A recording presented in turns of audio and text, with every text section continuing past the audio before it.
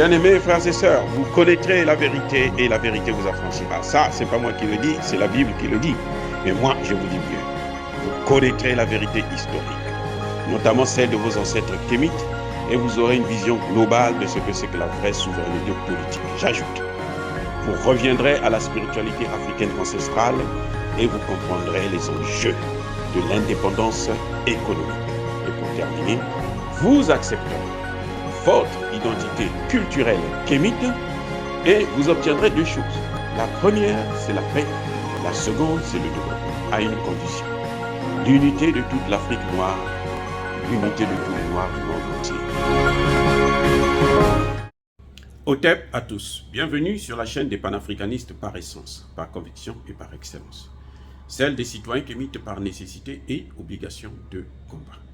Nous sommes une chaîne qui n'est guidée que par nos ancêtres et rien que par les ancêtres qui appartiennent à l'égrégore du monde noir. Par conséquent, nous ne croyons en aucun Dieu venu de l'étranger. Toutefois, cette vidéo n'est aucunement destinée à inciter à la haine ou à la violence, car nous menons un combat qui est d'abord et avant tout spirituel, ensuite il est politique, géopolitique et géostratégique, contre l'impérialisme, le colonialisme, le néocolonialisme et l'endocolonial.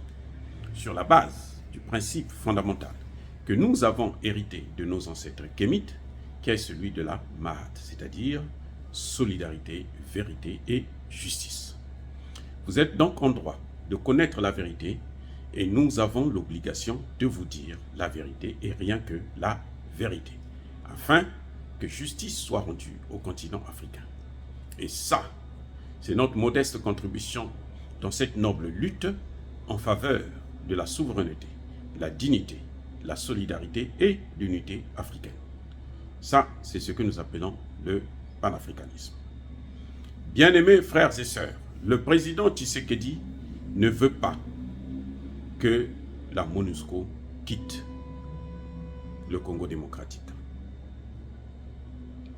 Le président Tshisekedi va à l'encontre de la population dans l'est du Congo démocratique.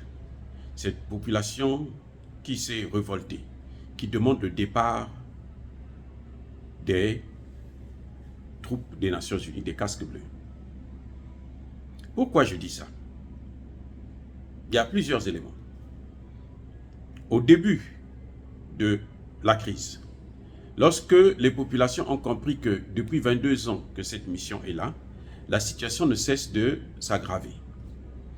Ils sont soi-disant venus pour la paix, mais on constate que ce n'est pas une mission de maintien de la paix, mais une mission de maintien de la guerre, une mission de maintien de l'instabilité, une mission de maintien de la division du pays, une mission de maintien du pillage du pays.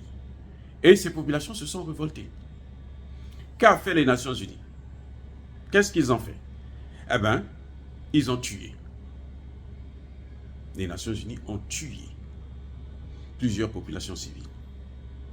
On a compté plus de 36 morts, sans compter les blessés. Quelle a été la réaction du président Tshisekedi? Vous savez ce qu'il va faire? Eh bien,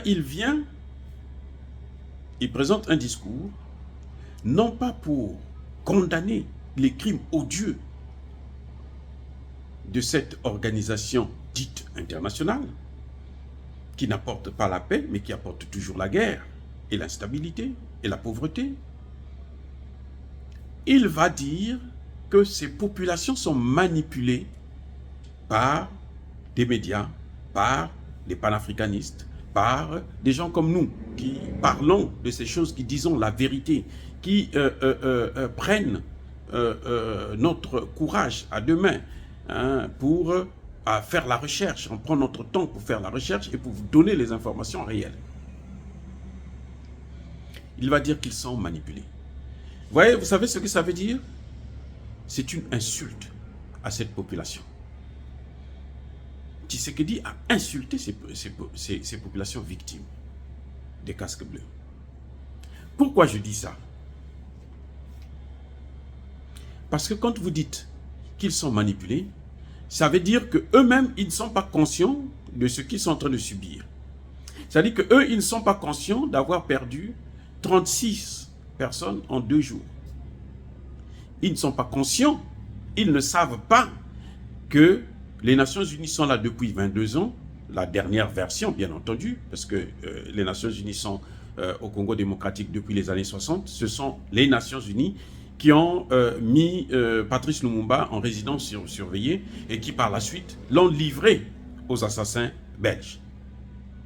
Les Belges dont Tshisekedi n'a pas hésité pour montrer justement que cette population est tellement bête de dérouler le tapis rouge au roi des Belges. Ce qui est complètement ignoble. Bref, quand Tshisekedi dit que la population est manipulée, il veut faire comprendre à cette population que elle ne voit pas ce qui est en train de se passer. Que depuis 22 ans, cette population ne sait pas que ça fait 22 ans que les Nations Unies sont là et qu'ils ne voient pas le résultat. Que lorsqu'on les tue par le M23 et les autres rebelles, c'est comme si c'était des pigeons qu'on tuait, des canards qu'on massacrait. C'était rien du tout, en quelque sorte. Ça, c'est le premier élément. Mais il y a un autre élément qui est encore plus grave. C'est que vous savez qu'avant que la population ne se révolte, il y a d'abord le président de l'Assemblée, plutôt du Sénat, qui a dit ouvertement que ces Nations Unies ne foutent absolument rien sur le terrain. Ils sont ici depuis 22 ans, on ne voit pas de changement. Au contraire, la situation ne cesse de s'aggraver et qu'ils devraient partir puisqu'ils ne foutent rien. Que fait Tshisekedi pour répondre au président du Sénat? Eh bien, il va augmenter de façon ostentatoire le salaire des députés pour punir les sénateurs et leurs chefs qui pensent que cette mission des Nations Unies n'est plus la bienvenue, hein, parce qu'elle est là pour entretenir le chaos. Donc, vous voyez, d'un coup, il insulte la population, de l'autre, il punit les sénateurs. Vous avez tous entendu le débat qu'il y a eu où le député avait plus de 21 000 $. C'est Tshisekedi qui leur offre ce pactole. Et les sénateurs se contentent avec 3 000, 5 000. Vous voyez, c'est pour vous dire que ce monsieur n'est pas venu là pour le bien des Congolais, mais il est là pour le bien des Occidentaux. Et ne soyez pas surpris qu'avec, pendant sa période du pouvoir, qu'on puisse consacrer la partition du Congo démocratique. Parce qu'il ne fait rien pour pouvoir sortir le Congo de ce marasme politico-militaire. La solution de la population a été claire, sans équivoque.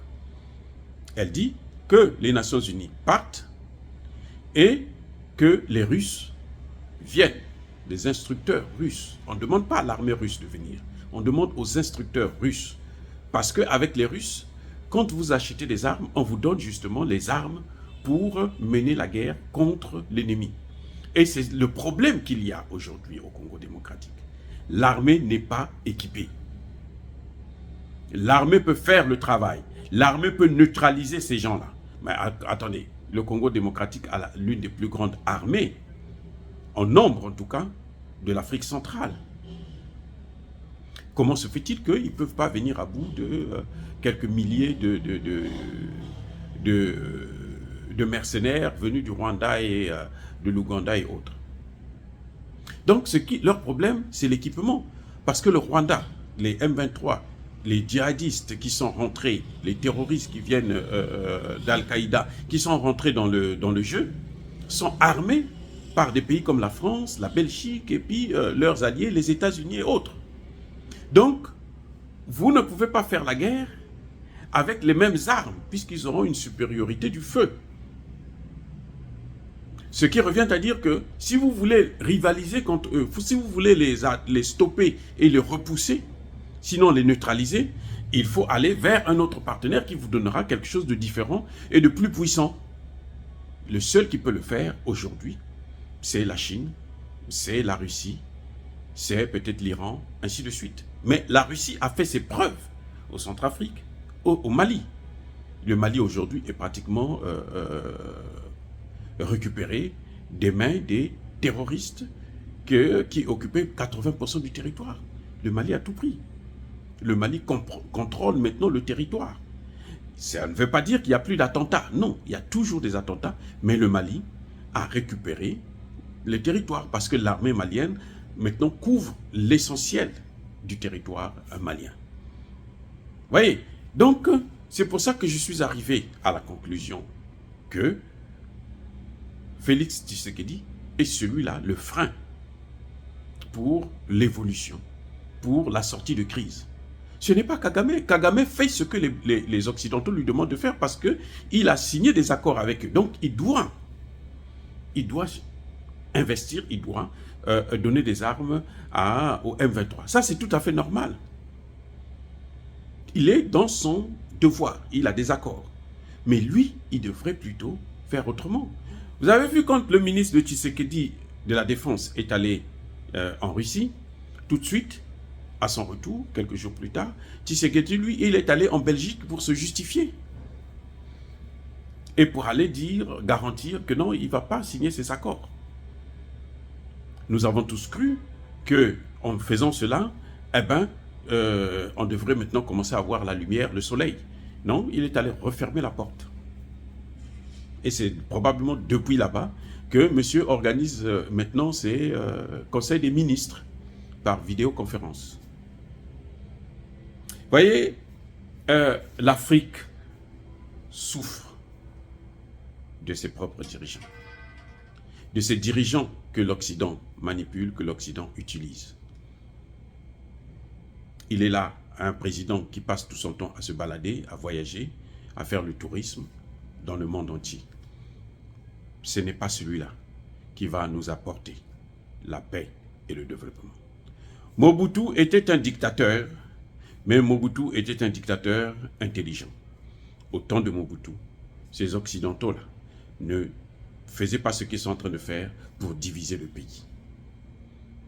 Dire cela, c'est inciter à la haine ou à la violence. Non. Vous devrez connaître la vérité et nous avons l'obligation de vous donner ces informations que nous sommes en train de vous donner. Et entre-temps, soyez bénis par le Dieu des Kémites. Je persiste et je signe. J'ai dit et j'assume.